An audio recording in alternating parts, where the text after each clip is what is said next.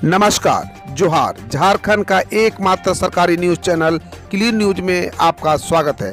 समस्या किसान से जुड़ा हो या हो पारा शिक्षकों का मुद्दा, हर खबर पर होगी हमारी पैनी नज़र। सभी खबर सिलेक्टेड और काम की है, तो वीडियो के अंत तक बने रहें। साथ ही आप न्यूज को किस गांव या शहर से देख रहे हैं, हमें कमेंट में ज़रूर बताइए। आज का लाइक है 100 रखते हैं, उम्मीद है कि आप इसे पूरा करेंगे। और रोजाना पंचायत चुनाव का अपडेट पाने के लिए चैनल को सब्सक्राइब कर बेल आइकन को प्रेस करें। तो चलिए जानते हैं आज का मुख्य समाचार। राशन डीलर की मनमानी से कारधारी त्रस्त, हजारीबाग डीसी से कालाबाजारी की शिकायत पर हुई जांच। झारखंड के हजारीबाग जिले के केराडारी के पाडेपुरा कला के पीडीएस दुकानदार जागेश्वर राम पर राशन कार्डधारियों ने राशन की कालाबाजारी करने का आरोप लगाया। डीलर के द्वारा कार्डधारियों के राशन में कटौती की जाती है, सही वजन से राशन नहीं दिया जाता है, राशन की कालाबाजारी की जाती है। इसकी शिकायत ग्रामीणों ने हजारीबाग डीसी से की। राशन कार्डधारियों ने डीलर जागेश्वर राम की दुकान निलंबित करने या महिला समूह को दुकान आवंटित करने की मांग की। प्रभारी एमओ रवि राजा ने कहा कि राशन दुकान की जांच की और शिकायतकर्ता की बात सुनी। जांच रिपोर्ट वरीय अधिकारियों को भेजी जाएगी। बीएसएल सेल के सेवारत व रिटायर्ड कर्मियों पेंशन योजना की उम्मीद अब सुप्रीम कोर्ट के स्पेशल बेंच पर टिकी। सुप्रीम कोर्ट में रीट पिटीशन 1134/2018, जिसमें federation of retired SAIL employees force के chairman doctor BN Sharma lead petition है और इस रीट में कुल 63,000 पिटीशन है। इसके अतिरिक्त और 68 रीट की सुनवाई 2 से 4 अगस्त तक एक साथ होगी। इसके लिए स्पेशल बेंच का गठन मुख्य न्यायाधीश ने कर दी है।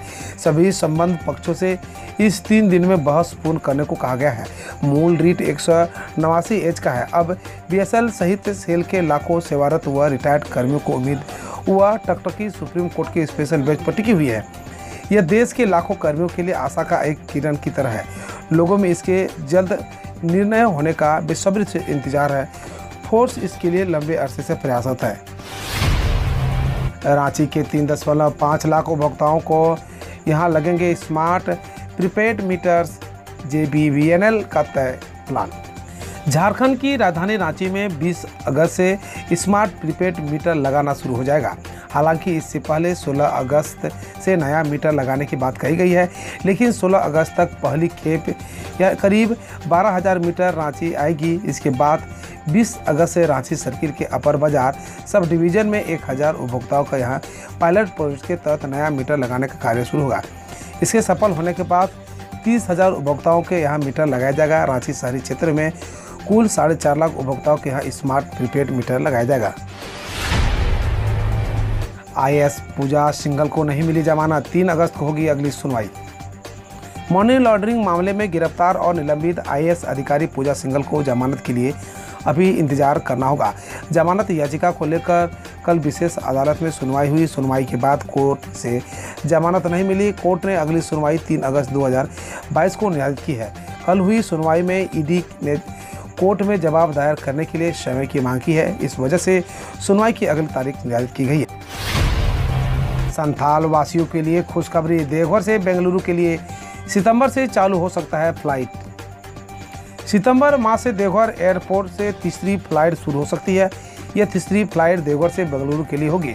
इंडिगो ने शुरुआत में एक साथ देवघर से दिल्ली, बेंगलुरु और मुंबई की फ्लाइट का प्रस्ताव DGCA और मिलिट्री ऑफ सिविल एविएशन को भेजा था। इससे दिल्ली की फ्लाइट और स्लॉट 30 जुलाई से मिल गया, लेकिन बेंगलुरु और मुंबई का स्लॉट नहीं मिल पाया था। अब मिनिस्ट्री ऑफ सिविल एविएशन सितंबर से देवघर से बेंगलुरु की फ्लाइट का स्लॉट देने को तैयार हो गया है। झारखंड में पेयजल के लिए 100 से 1000 तक लगेगा शुल्क, विभाग ने आमजनों से मांगी राय। झारखंड के ग्रामीण इलाकों में पेयजलापूर्ति योजना के संचालन, रख रखाव और मॉनिटरिंग के लिए लोगों को शुल्क के रूप में 100 से 1000 रुपये तक लेने होंगे। ये प्रावधान पेयजल एवं स्वच्छता विभाग की ओर से झारखंड ग्रामीण पेयजलापूर्ति यानी संचालन, रख रखाव एवं अनुश्रवण नियमावली 2022 को लेकर तैयार किए गए प्रस्ताव के लिए किया गया है। इसे लेकर आमजनों से राय भी मांगी गई है। मंत्रिपरिषद के अनुमोदन के बाद यह नियमावली लागू होगी। झारखंड में टूटेगी JMM या बिखरेगी BJP, दोनों दलों ने किए विधायकों की बगावत के दावे। महाराष्ट्र में अभी सियासी पारा नीचे नहीं उतरा, इसी बीच झारखंड में भी बदलाव के बादल नजर आने लगे हैं। झारखंड में झामुमो और भाजपा ने एक दूसरे के खिलाफ विधायकों की बगावत से जुड़ा बड़ा दावा करके सियासी तपिश बढ़ा दी है। खास बात यह है कि राष्ट्रपति चुनाव में क्रॉस वोटिंग के बाद राज्य में राजनीतिक चर्चाएं तेज हो गई थी। ताजा मामला झामुमो की प्रेस कॉन्फ्रेंस से जुड़ा है। झामुमो के केंद्रीय समिति सदस्य सुप्रियो भट्टाचार्य ने कहा, भाजपा के प्रदेश नेतृत्व और विधायक दल के नेता से नाराज 16 विधायकों ने झामुमो से संपर्क किया है। ये विधायक अलग समूह बनाकर हेमंत सरकार को समर्थन देना चाहते हैं। 3 जुलाई को संपन्न डिप्लोमा स्तरीय संयुक्त प्रतियोगिता परीक्षा रद्द, नई तारीख का ऐलान जल्द। झारखंड कर्मचारी चयन आयोग ने 3 जुलाई को हुई डिप्लोमा स्तरीय संयुक्त प्रतियोगिता परीक्षा रद्द कर दी है। यह परीक्षा जूनियर इंजीनियर भर्ती के लिए हुई थी। आयोग की ओर से जारी नोटिफिकेशन के अनुसार 3 जुलाई को रांची, बोकारो और पूर्वी सिंहभूम जिले में संपन्न हुई झारखंड के डिप्लोमा स्तरीय संयुक्त प्रतियोगिता परीक्षा रद्द की जाती है। परीक्षा की नई तारीख जल्द ही आएगा, अपनी वेबसाइट पर जारी रहेगा। परीक्षा रद्द करने के संबंध में जारी पूरी नोटिस आयोग की वेबसाइट jssc.nic.in पर जाकर पढ़ी जा सकती है। सूखाग्रस्त घोषित होगा झारखंड, विधानसभा सत्र में घोषणा करेगी हेमंत सरकार, मंत्री सत्यानंद भोक्ता का बड़ा ऐलान। झारखंड सरकार के श्रम नियोजन एवं प्रशिक्षण कौशल विकास मंत्री सत्यानंद भोक्ता ने कहा कि अनावृष्टि के कारण झारखंड की स्थिति भयावह है। बारिश नहीं होने के कारण संपूर्ण प्रदेश इस समय सूखे की चपेट में है। सुखाड़ से निपटने के लिए हेमंत सोरेन सरकार ने तैयारियां शुरू कर दी है। बहुत जल्द इसकी घोषणा की जाएगी। मंत्री सत्यानंद भोक्ता ने मंगलवार को दैनिक जागरण चतरा कार्यालय में आयोजित प्रश्न प्रहर में उक्त बातें कही। जानिए क्या है झारखंड राज्य फसल राहत योजना, किसान कैसे प्राप्त कर सकते हैं सरकारी लाभ।